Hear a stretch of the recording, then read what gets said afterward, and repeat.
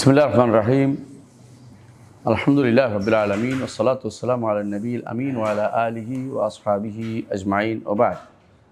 আলহামদুলিল্লাহ, আমরা পড়ব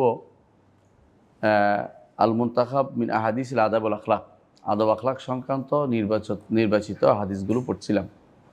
ইনশাআল্লাহ আমরা আজকে 35 নম্বর অধ্যায়টা পড়ব, যে বইয়ের 35 নম্বর অধ্যায়। তো এই অধ্যায়টা উনি এইভাবে বিন্যাস করেছেন, বাবু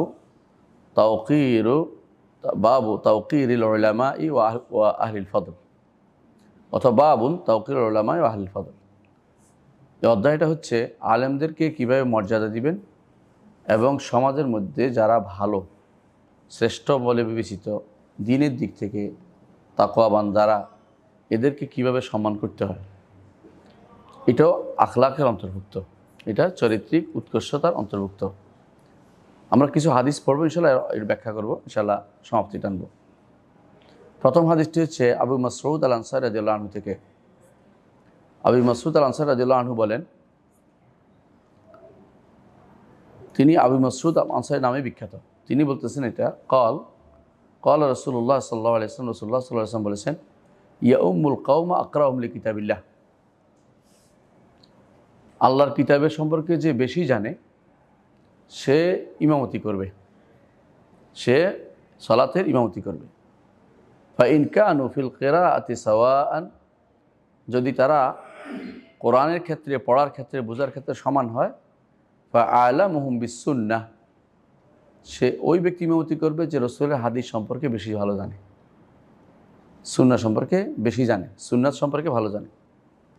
ফাইন কানু ফিস সুন্নাতি সাওয়া, যদি কোথাও দেখা যায় যে সবাই সুন্নাত সম্পর্কে ভালো জানে, মুহাদ্দিস সব, ফাআকদামুহুম হিজরাতান, সেখানে দেখতে হবে কোনো এটা হিজরতের জায়গা আছে কিনা।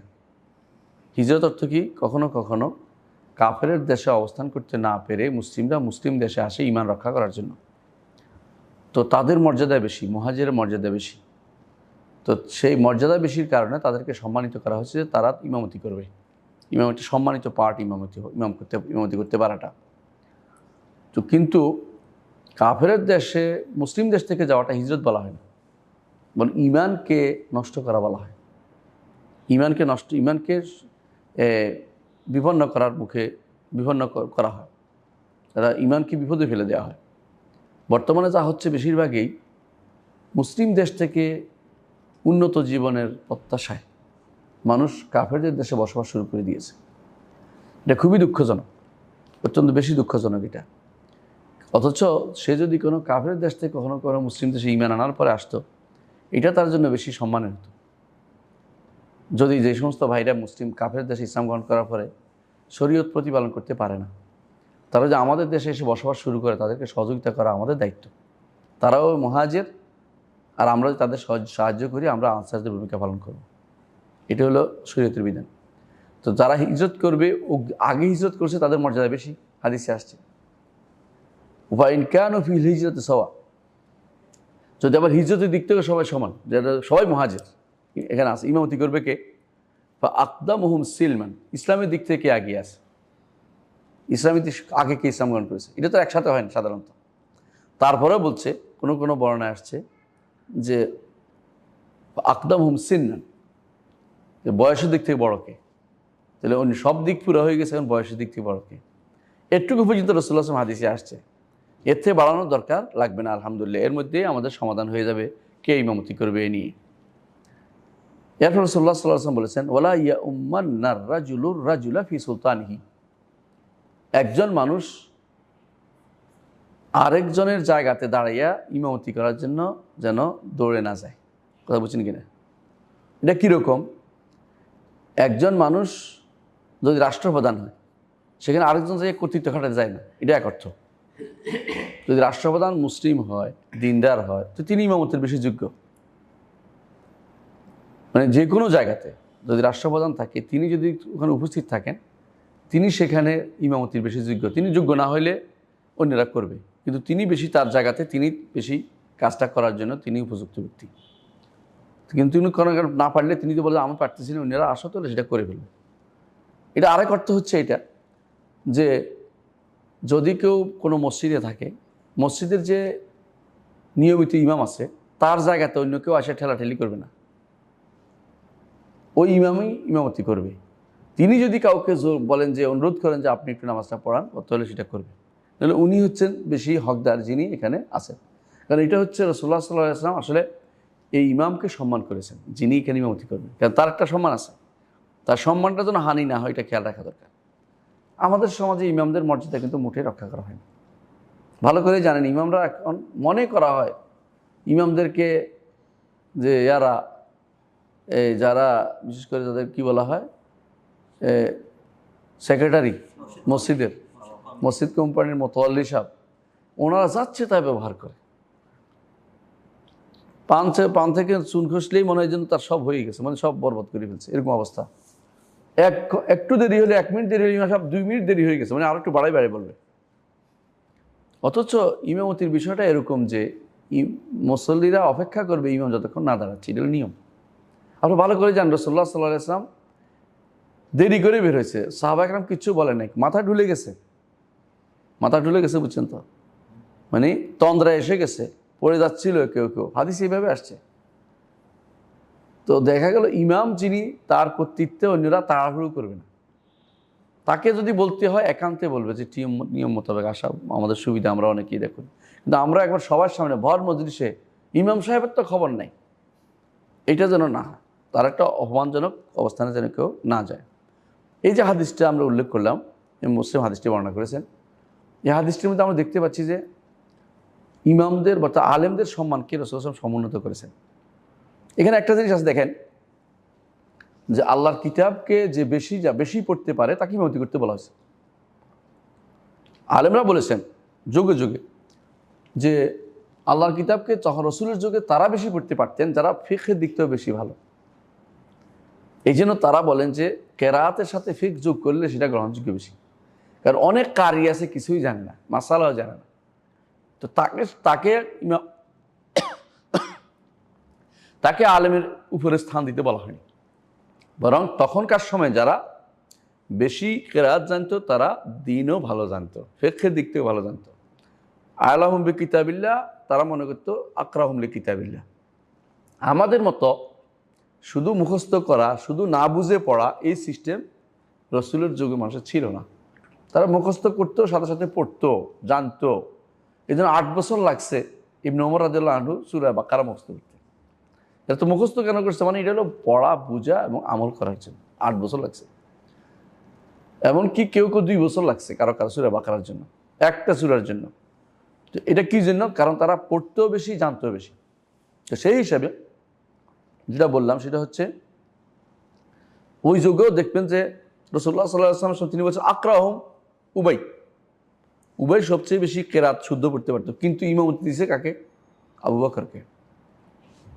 বোঝা গেল যে এলমের দিক থেকে এটা গুরুত্ব, কারে যিনি আলেমও তিনি, এটা ছিল তখনকার সময় সাধারণ নিয়ম। তার মধ্যে আবার তারতম্য আছে, আবু বকর হচ্ছে সবচেয়ে বেশি আওরা, তা ওরার দিক থেকে, তাকওয়ার দিক থেকে তিনি বেশি, এই জন্য তাকে রাসূল সাল্লাল্লাহু আলাইহি ওয়াসাল্লাম ইমামতির জন্য দিয়েছেন। এবং এটার সাথে আরেকটা ইঙ্গিতও আছে যে তিনি পরবর্তীতে তোমাদের খলিফা হবে, এই জিনিসটা। কারণ ইমামতুস সোগরা এটাকে বলা হয়, মসজিদের যে ইমামতুস সোগরা, যিনি ইমামতুস সোগরার যোগ্য না তিনি ইমামতুল কুবরারও যোগ্য না। বুঝছেন কিনা কথাটা? মসজিদে মহিলা এসে ইমামতি করতে পারবে আপনার, তাহলে রাষ্ট্রে কীভাবে আসে? এটা বোঝার জিনিস আপনাদেরকে। আমরা এটা বলতে চাচ্ছি, আমরা যে অনেক সময় কিছুই বলি না, চুপচাপ বসে থাকি, কিন্তু বলতে হবে যে জায়েজ নাই, অন্তত একটু বলতে হবে। ইমামতুস সোগরা হচ্ছে ইমামতুল কুবরার শাখাতে যদি না পারে বড়টা কেমনে ফাইল, এটা আমাদের জানা দরকার। তো মূল কথা এটাই যেটা বলতে চাচ্ছিলাম, রাসূলুল্লাহ সাল্লাল্লাহু আলাইহি ওয়াসাল্লাম আলেমদের মর্যাদাকে সমুন্নত করেছেন, উপরে রেখেছেন, সব কিছু উপরে রেখেছেন। আরেকটি হাদিস, আর আবু মুসা আশআরী রাদিয়াল্লাহু আনহু, আবু মুসা আশআরী রাদিয়াল্লাহু আনহু বর্ণিত, আবু মুসা আশআরী রাদিয়াল্লাহু আনহু তিনি ইয়ামানি ছিলেন, তিনি বলছেন যে ক্বালা রাসূলুল্লাহ সাল্লাল্লাহু আলাইহি ওয়াসাল্লাম বলেছেন, ইন্না মিন ইজলালিল্লাহি তাআলা, কেউ যদি চায় যে আল্লাহকে সম্মানিত করবে, আল্লাহকে সম্মানিত করতে পারবো আমরা? পাবো? আল্লাহকে সম্মানিত করতে হলে বলতে আল্লাহু আকবার বলি, তাই না? সম্মানিত মুখে বলতেছি, কিন্তু তাকে তো অন্য কোনোভাবে আমরা সম্মানিত করার সুযোগ নেই, তিনি তো আরশের উপরে, তাকে পাবো কি করে? তাকে তো আমরা কোনো, তবে আপনারা জানেন যে কখনো কখনো কোনো কাজ করলে আল্লাহ তাআলা খুশি হন এবং বলেন যে আমাকে যেন করেছ, ওই যে রসুল্লাহ হাদিস আছে, ওই হাদিসে রসুল্লাহ সাল্লাল্লাহু আলাইহি ওয়াসাল্লাম বলেছেন যে কিয়ামতের দিন আল্লাহ তাআলা বলবেন, বান্দা আমি অসুস্থ হয়েছিলাম, আমাকে দেখতে আসুন। তো বান্দা বলবে, আপনি তো মহান রব্বুল, আপনি অসুস্থ হয়েছেন মানে এটা কি বুঝলাম না, এটা আপনি তো অসুস্থ বলছে, আমার যে বান্দা অসুস্থ হয়েছে তাকে যদি তুমি দেখতে যেতে তাহলে তুমি আমাকে পেতে।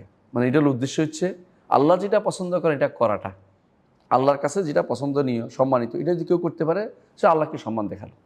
তো এইখানেও হাদিসটা এরকম হয়েছে, ইন্নামিন ইজলাল ইল্লাহি তাআলা, আল্লাহকে দিকে সম্মানিত করতে চায় তাহলে কী করতে হবে, ইকরামা জিশাইবাতিল মুসলিম, বৃদ্ধ মানুষ, মুসলিম বৃদ্ধ তাকে সম্মান করা, মুসলিম বৃদ্ধ তাকে সম্মান করা। কীরকম, আপনি দেখছেন রাস্তার মধ্যে একটা মানুষ হাঁটতে পারতেছেন, আপনি খেয়াল করুন পড়ে যায় কিনা, লোকটাতে অসুস্থ হচ্ছে কিনা, তাকে একটু সহযোগিতা করা যায় কিনা, বোঝাটা বেশি কিনা।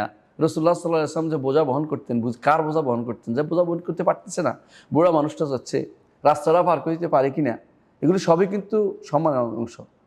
বুড়া মানুষের ভুল হইলেও তাকে কি করতে হবে, চোখ বন্ধ করে দিতে হবে, এই ভুলটা বুড়া মানুষের হয়েছে, থাক, বুড়া মানুষ নিয়ে আর কথা বলিও না, অসম্মান করিও না তাকে, বুড়া মানুষের কত কিছু হতে পারে। বুড়া মানুষ হয়তো বাথরুমে যায় নষ্ট করে, তাই বলে গালিগালাজ করা শুরু করে দিয়েন না। হয়তো কথা বলতে গিয়ে বুড়ারা অনেক সময় তাদের অনেকের মন রক্ষা করতে পারে, তার পুরো দিনে মানুষ, আপনি নিয়ে কথাবার্তা উচ্চবাচ্য করবেন না। রাসূলুল্লাহ সাল্লাল্লাহু আলাইহি ওয়াসাল্লাম বলেছেন, ইকরামা জিশাইবাতিল মুসলিম, বৃদ্ধ যিনি আছেন, দাড়ি বৃদ্ধ হয়ে গেছে, সাইবা বলে দাড়ি যারা পাকে গেছে, মুসলিম দাড়ি পাকা মানুষটাকে সম্মান করা আল্লাহকে সম্মান করার মধ্যে পড়ে। সুবহানাল্লাহ। তারপর একটা না, শুধু তিনটা বলবেন রাসূল, এক নম্বর বলছে এটা, এক নম্বর হচ্ছে বৃদ্ধ যিনি হয়ে গেছেন, দুই নম্বর হচ্ছে এটা বেশি তার এখানে বলা হচ্ছে, এটা জন্য আনছে এটা, ওয়া হামিলুল কোরআনে গায়রিল গালি ফি ওয়াল জাফি আনহু, আর ওই ব্যক্তি যে ব্যক্তি কোরআন বহন করেছে, কোরআন কাঁধে নিয়ে বহন করার উদ্দেশ্য কি, কোরআন মুখস্থ করেছে, কোরআন নিয়ে এলেম জ্ঞান অর্জন করেছে, আমল করেছে এই ব্যক্তি, তবে আমল করতে যাইয়া খাওয়ারেজদের মতো বাড়াবাড়ি করে নাই, খারেজরা কি নিজের মন মতো ব্যাখ্যা শুরু করে দিয়েছে, এটা করে নাই। ওয়াল জাফি আনহু, আবার মুরজিয়াদের মতো হয় নাই যে পড়তে আল্লাহ জান্নাত দিয়ে দিবে, আল্লাহ তো গাফুর রাহিম, আমার এত নামাজের দরকারটা কি, হ্যাঁ তুমি এত বেশি বেশি করো, হুজুর এগুলি বেশি বেশি কথা কয়, নাউজুবিল্লাহ। মানে নামাজ পড়ার পরে এলেমে এবং আমলে সে ব্যক্তি পরিপূর্ণ হয়েছে, এই ব্যক্তিকে যদি কেউ সম্মান করতে পারে, কোনো আলেমকে, সে ব্যক্তি আল্লাহকে সম্মান করার মতো সে বড় ধরনের কাজ করেছে, বিশাল কাজ করেছে। তিন নম্বর, যে ব্যক্তি আল্লাহকে সম্মান করতে চায়, ইকরামা জি সুলতানিল মুকসিত, ক্ষমতাধর, ইকরামা জি সুলতান, ক্ষমতাধর ব্যক্তিকে, যে ইনসাফকারী ক্ষমতাধর, সবাই না, ইনসাফকারী, আদেল, ইনসাফকারী ক্ষমতাধর ব্যক্তি, রাষ্ট্রপ্রধান হইতে পারে, আপনার উপরস্থ ব্যক্তি হইতে পারে, অথবা কোনো এলাকার শাসক হইতে পারে, এলাকার কোনো গভর্নর হইতে পারে, তিনি যদি কোনো ইনসাফকারী হন তাকে সম্মান করা, তার জন্য চেয়ার আগিয়ে দেয়া, তার জন্য পানির ব্যবস্থাপনা করা, তাকে নিয়ে ভালো জায়গাতে বসানো, তার জন্য তো এসির ব্যবস্থা করে, কথা বললাম আর কি, আসলে এটাও কিন্তু সম্মানের অন্তর্ভুক্ত। তবে সুলতানটা হতে হবে মুকসিত, জালেম না, ইনসাফকারী বলে প্রসিদ্ধ এমন ব্যক্তিকে সম্মান করাও আল্লাহকে সম্মান করা অন্তর্ভুক্ত। ইমাম আবু দাউদ হাদিসটি বর্ণনা করেছেন এবং হাদিসটি হাসান, সনদ হচ্ছে হাসান। আরেকটি হাদিস, আমর ইবনে শুআয়ব আন আবি আন জাদ্দি, এটা বিখ্যাত একটি সনদ বলে, আমর ইবনে শুআয়ব আন আবি আন জাদ্দি, আন জাদ্দি কে এটা জানেন, আব্দুল্লাহ ইবনে ওমর, অত ওই বংশের লোকেরই।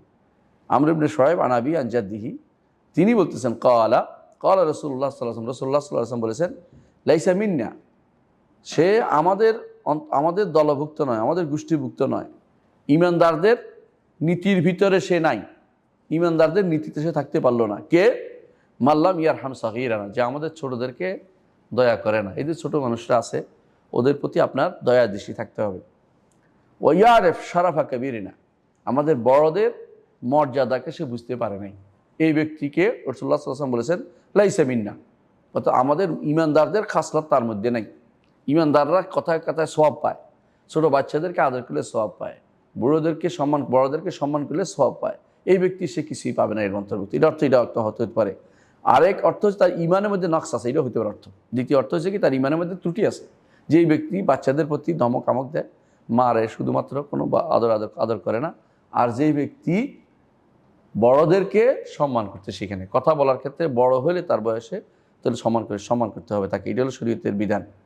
অন্য বর্ণায় আসছে ইয়ার হক্কা কাবির না, বড়দের হক যে ব্যক্তি জানেনি সে ব্যক্তি আমার দলভুক্ত হতে পারবে না, সে ব্যক্তি রাসূলুল্লাহ ওয়াইদের ভিতরে ধমকির ভিতরে পড়বে। তাহলে আমরা দেখতে পেলাম যে এই হাদিসগুলোর মাধ্যমে যে আমাদেরকে যে কাজটি করতে হবে আলেমদেরকে সম্মান করতে হবে, এটা মূল কথা এখানে।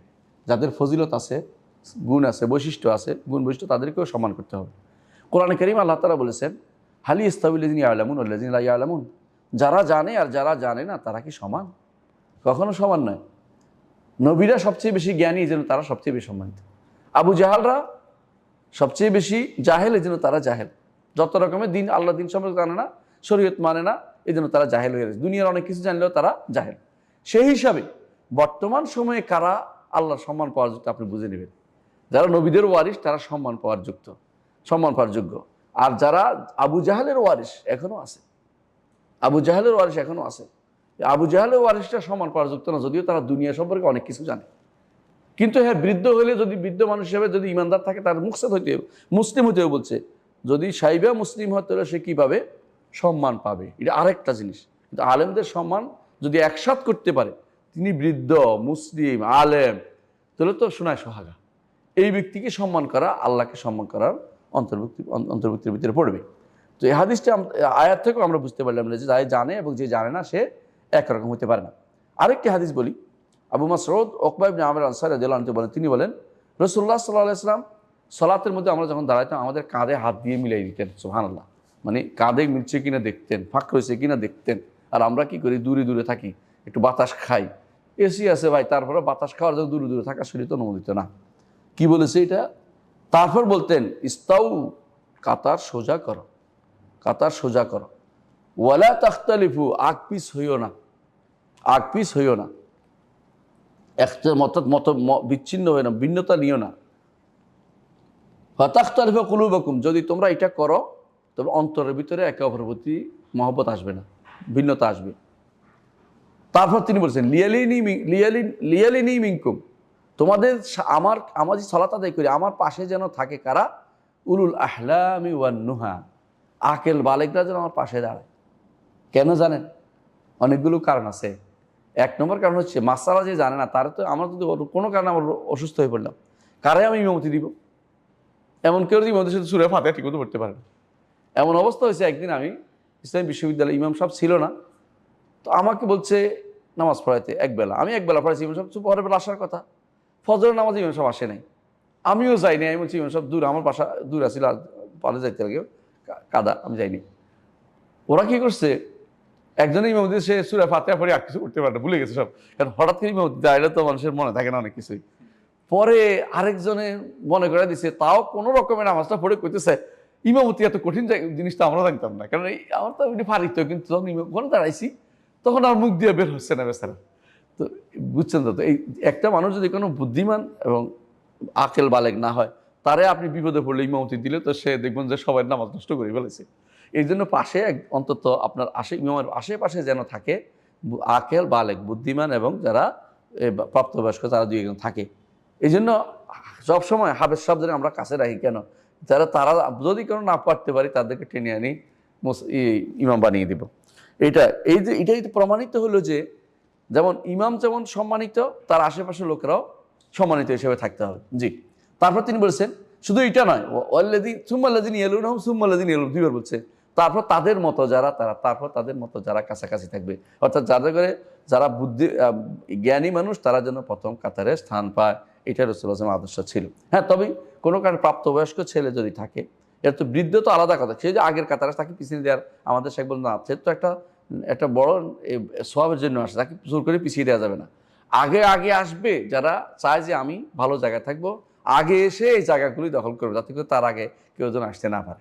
এটা হলো মূল কথা। কিন্তু কাউকে তার আগে থেকে ঠেলে দূরে পিছিয়ে দেওয়া এটা শরীয়তের আদর্শ না। অনেকে বাচ্চারা পিছনে যাও, এতে করে ওদের মন ভেঙে যায়, এটা করা যাবে না। বুঝতে পারছি কথাটা? আপনি যদি আগে আসতেছেন, আগে এসে বসবেন ইমামের সাথে পাশে, যাতে রাসূলুল্লাহ সাল্লাল্লাহু আলাইহি ওয়াসাল্লাম সুন্নতের উপরে আমল হবে।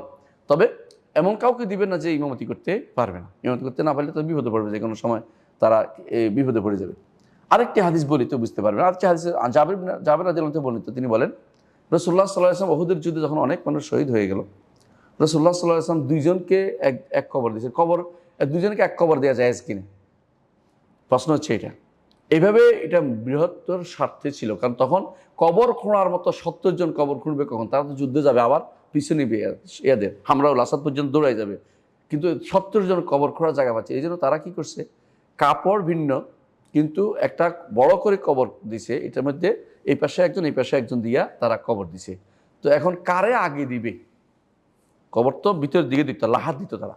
লাহাত বুঝেন তো, ছিদ্র ভিতরের দিকে কবর। আমাদের দেশে দুই রকমের কবর দেয়, একটা হলো এমনি কবর, একটা শক বলে, হ্যাঁ, দুইটা এমনি দেয়, একটা এমনি দেয়। তো মদিনাবাসীরা কবর দিত ভিতরের দিকে।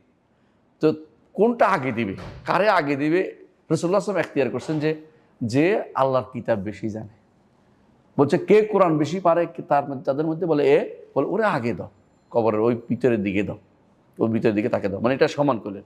তাহলে বোঝা গেল রাসূলুল্লাহ সাল্লাল্লাহু আলাইহি ওয়াসাল্লাম সমান করতে। এমনকি যদি কেউ সূরা বাকারা জানতো, রাসূলুল্লাহ সাল্লাল্লাহু আলাইহি ওয়াসাল্লাম তার সম্পর্কে ভালো ধারণা রাখতেন, যে যোগ্যতা অর্জন করেছে, নেতৃত্ব দেওয়ার যোগ্যতা অর্জন করেছে। তাহলে সূরা বাকারা, বিশ্বাস করেন আমাদের দেশে যারা আজ নেতৃত্বের জন্য পাগল হয়, সূরা বাকারা কয়জনে জানে এটা একটু খেয়াল করেন। সূরা বাকারা একটা বিশাল ব্যাপার, কিন্তু যত মাসাইল আসে সূরা বাকারাতে চিন্তা করে পারবেন না। দেখতে মনে হচ্ছে না একটা কিচ্ছা কাহিনী বলছে, কিন্তু আমরা এখন বুঝি যে এটা কিচ্ছার ভিতরে বহু মশলা রয়েছে, কাহিনীর ভিতরে বহুত মশলা রয়েছে। আরেকটি জিনিস, আরেকটা হাদিস বলি। একবার রাসূলুল্লাহ সাল্লাল্লাহু আলাইহি ওয়াসাল্লামের কাছে কিছু মানুষ আসলো, কি জন্য, যে দিয়ত দিতে হবে, মারামারি করছে খুব। তো সবাই কথা বলতেছে, ছোট বাচ্চা একটা অনেক কথা বলতে পারে, রাসূল বলেন যে কাব্বের, তোমাদের মধ্যে বড় যে সে কথা বলবে, যে নিয়ম। কোথাও গেলে একসাথে বড়রা কথা বলতে হয়, যে নিয়ম। রাসূল তাকে শিখে, বুখারী মুসলিমে আছে হাদিসটা, এটা খাইবারের ঘটনা। আরেকটি হাদিস বলে ইনশাআল্লাহ, সেটা হচ্ছে রাসূলুল্লাহ সাল্লাল্লাহু আলাইহি ওয়াসাল্লাম, আবু সাঈদ সমর ইবনে জুনদুব রাদিয়াল্লাহু আনহু বলেন, আমরা রাসূলুল্লাহ সাল্লাল্লাহু আলাইহি ওয়াসাল্লামের যুগে বাচ্চা ছিলাম, মানে যুবক বয়সে ছিলাম। আমরা রাসূল যা বলতে তা মুখস্থ করে ফেলতাম, কিন্তু কথা বলার সময় আমরা কথা পরে বলতাম, আগে বড়দেরকে কথা বলতে দিতাম, বড়রা কথা বলতে, কারণ তারা আমার বয়সে ছোট ছিলাম, এই জন্য আমরা কথা বলার জন্য ব্যস্ত হয়ে পড়তাম না। বুখারী মুসলিম হাদিস এটাও। আরেকটি হাদিস রাসূলুল্লাহ সাল্লাল্লাহু আলাইহি ওয়াসাল্লাম, এটাও আবু দাউদে আসছে, আয়েশা রাদিয়াল্লাহু আনহা বলেছেন, আনজিলুন নাসা মানাজিলাহুম, মানুষদেরকে তাদের নির্দিষ্ট স্থানে দাও, তার যে মর্যাদা তাদের সেখানে দাও। এক বর্ণনা আসছে কীরকম, যে এক লোকে আসছে রাসূলুল্লাহ সাল্লাল্লাহু আলাইহি ওয়াসাল্লাম তাকে খাবার দিয়ে বিদায় করে দিয়েছেন, আরেকজন আসে তাকে বসাইয়া খাবার দিয়ে সুন্দর করে তারা বিদায় করছেন। তো জিজ্ঞেস করছেন কেন? যে কওমের মধ্যে সম্মানিত ব্যক্তি সে, হয়তো তার মধ্যে আজ অভাবে পড়ছে, বিপদে পড়ছে, তাই বলে তাকে তো অসম্মান করে বিদায় করতে পারি না। তাকে যাকে যেরকম সময়, ওই লোক সবসময় ভিক্ষা করে আলাদা কথা, কিন্তু এই বিপদে পড়ছে হঠাৎ করে, তাকে তো আমি ওইরকম ব্যবহার ঠিক করতে পারি না। তো দুইজনের দুই রকম রাসূল সাল্লাল্লাহু আলাইহি ওয়াসাল্লাম, বোঝা গেল যে এই দুই রকমের ব্যবহার যেটা কেন করেছেন, এই জন্য যে তাদের মধ্যে মর্যাদার মধ্যে কী ছিল, পার্থক্যটা ছিল। আমি শেষ করবো ইনশাআল্লাহ, শুধু ফাওয়ায়েদগুলি বলে রাখি, কী সমস্ত কী ফায়দা আমরা পেলাম এই হাদিসগুলো থেকে। এক নম্বর ফায়দা হচ্ছে এটা, কোরআনের যে হাফেজ হবে, আমল করবে, তাকে সম্মান করতে হবে, তাকে মর্যাদা দিতে হবে, কারণ সে আল্লাহর কিতাবের মর্যাদা দিচ্ছে, আল্লাহর কিতাবের মর্যাদা দিয়েছে, আল্লাহর কিতাবকে ধারণ করেছে তার দুই পাশের ভিতরে, বিশাল নেয়ামত। বিশ্বাস করেন, আল্লাহর কোরআন যদি কারো মধ্যে থাকে, সে যদি জেলেও যায় কোরআন পড়তে পারতেছে, তার কোনো সমস্যা আছে? কোথাও গেলে তার কোনো সমস্যা নাই, যেখানে যাক গাড়িতে বসে পড়তেছে। আর আমরা যদি পড়তে যাই, কিছুক্ষণ পরে দেখে যে আটকে গেছি, হাফেজ সাহেব করে নাই, আবার কোরআন শরীফ খুলে আবার দেখি, তাকে আবার পড়তে, কারণ বুড়ো বসে হেফজ থাকে না, কতক্ষণ পরে চলে যায়। কিন্তু ছোটকাল থেকে যারা হেফজ করেছে তাদের কি সম্মানের জিনিস, কল্পনার বাইরে। বিশেষ করে হাদিসে যেটা আছে, হেফজ করলেও বারবার হেফজটাকে পড়তে হয়, নইলে হেফজ থাকে না। বলছে উঁট যেমন পালাই যায়, বাঁধা উঁট ছেড়ে দিলে, যেমন বাঁধা গরু ছেড়ে দিলে দৌড়ে থাকে, ঠিক এরকম যদি কেউ ছেড়ে দেয় এটা পড়া, তাহলে এটা কিন্তু দৌড় দিতে থাকে। এই জন্য এটাকে বাঁধা রাখতে, বারবার এটাকে পড়তে হবে, তার হাত করতে হবে। আরও সম্মানের বিষয় হলো যে সে যেখানে সালাত আদায় করে ইমাম, অন্য কাউকে সেখানে দিতে পারবে না, অগ্রিম সেখানে দিতে পারবে না। সেই ইমাম হিসেবে সেই প্রাধান্য পাবে। যদি কি জন্য কে প্রাধান্য পাবে? কোরআনে কারীমের যে বেশি হাফেজ, সে ইমাম হিসেবে বেশি প্রাধান্য পাবে। আর কোরআন এবং সুন্নাহর বেশি জানবে, সে আসলেই বেশি শ্রেষ্ঠ, কোনো সন্দেহ নেই। দ্বিতীয় যে শিক্ষা আমরা পাই তা হচ্ছে, যারা ক্ষমতাধর আছে তাদেরকে সম্মান করতে হবে, যদি তারা কি থাকে, ইনসাফগার হয়, ইনসাফের অধিকারী হয়। তাদের অধীন যারা আছে তাদের ইনসাফের সাথে তাদের সাথে ভালো ব্যবহার করে, তাহলে তারা তাদেরকে সম্মান করতে বাধ্য। এটা ছোট ক্ষমতা হতে বড় ক্ষমতা হতে পারে। যে অফিসে আপনি চাকরি করেন, অফিসের বস যদি ভালো হয় তাকে সম্মান করা এটা ইমানের অংশ। একটা সম্মান করতে আপনি অনেক সময় করতে মানুষ করে কি সার সার করে, কিন্তু আসলে মন থেকে যে ভালোবাসা এটার কারণে সওয়াব পাবেন। শুধু শুধু সার সার করলে সওয়াব পাবেন না, কিন্তু এই হাদিস যেদিন আমল করবেন সেদিন সওয়াব পাবেন। মনে রাখবেন, অনেক সময় মানুষ অনেকগুলো আমল করে কিন্তু নিয়ত যেহেতু জানে না, হাদিস জানে না, সওয়াবটা পায় না। যখনই হাদিস জানবে এই জন্য অল্প এলেমে অনেক সওয়াব পাওয়া যায়, অনেক আমলও এই সওয়াব পাওয়া যায় না, কিন্তু এটা সে জেনে শুনে করে নাই। জেনে করলে যে সওয়াব, না জেনে 100টা করলে এই সওয়াব পাবে না, কারণ সে তো জানতো না এটা করছে, এটা তার এর ভিতরে আসে নাই, নিয়তের ভিতরে আসে নাই, এই জন্য সওয়াবটা পাচ্ছে না। তো এই জন্য যে ছোট হোক বড় হোক, যে অফিসে যেখানে বড় অফিস হোক, রাষ্ট্র হোক, নিচের দিকে যেই হোক, আমাদের ইউনিভার্সিটি ধরো, আমাদের ভাইস চ্যান্সেলর হোক, আপনাদেরও যে অফিসের বস হোক, সে যদি কোনো নেককার হয়, ভালো হয়, আপনি জানেন, তাহলে তাকে সম্মান করতে কোনো কমতি করবেন না।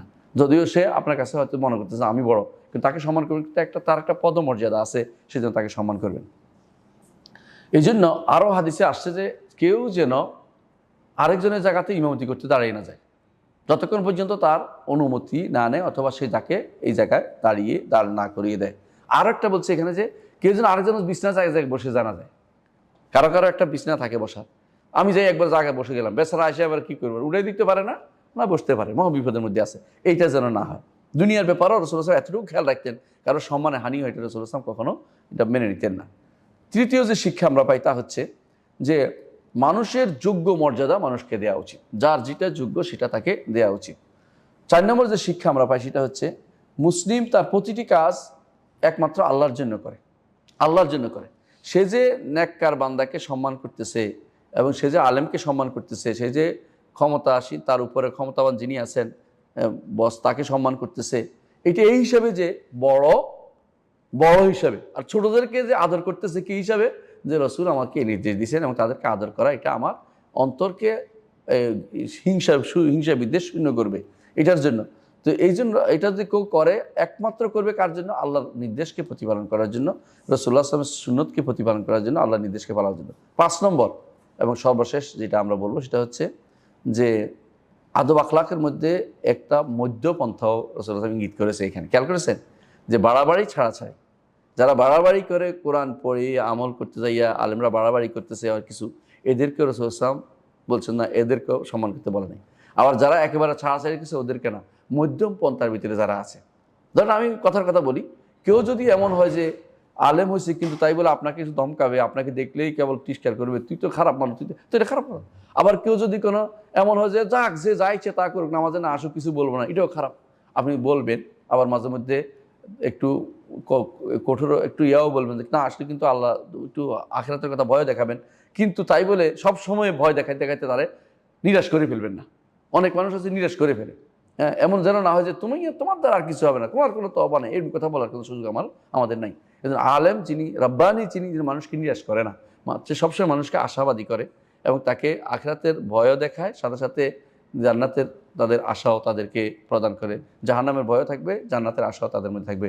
এইটা হচ্ছে উত্তম চরিত্রের কাজ। তো আমরা এটা ইনশাআল্লাহ বাস্তবায়ন করার চেষ্টা করব। আল্লাহ আমাদের তৌফিক দান করুন। সুবহানাকাল্লাহু ওয়া বিহামদিকা আশহাদু আল্লা ইলাহা ইল্লা আনতা আস্তাগফিরুকা ওয়া আতুবু ইলাইক।